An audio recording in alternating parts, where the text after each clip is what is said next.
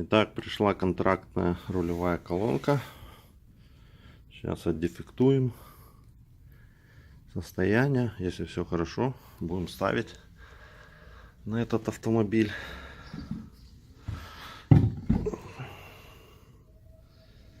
Окей.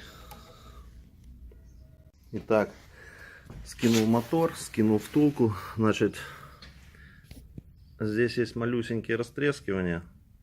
В принципе, на них не обращаем внимания. Это не страшно абсолютно. Вот это вот. Будет ходить еще долго. Здесь, значит, вот эта резинка очень важна. Она, как видим, в идеальном состоянии. В идеальном состоянии. Очень трудно ее заказать, потому что ее, в принципе, каталожного номера нет. Но я вам потом его напишу, потому что есть у меня каталожный номер ее. Вот. Если она летит, а она разбивается, в принципе, ну, к 60 тысячам ее покромсает, я думаю, наверняка. Значит, если она летит, у вас начнется дребезжащий звук в рулевой колонке. Такой очень интересный. Вот. Вот так вот. Так, что еще? Проверяем валы чуть позже.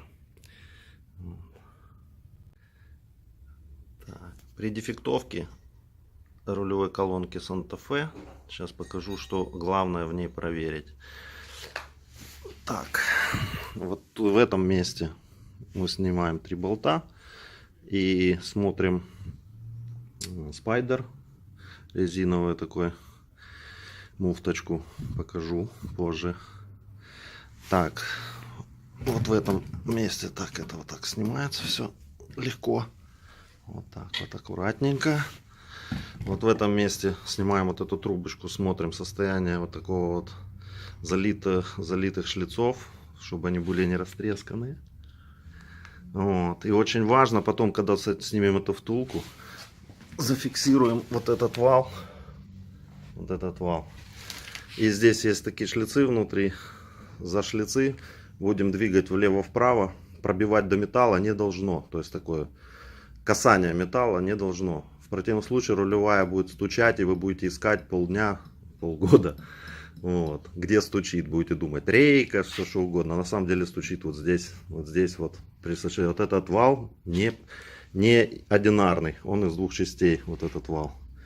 Он не ремонтируется никаким образом. Его можно только заменить, из-за чего и была выписана эта фигня. Все. Пока.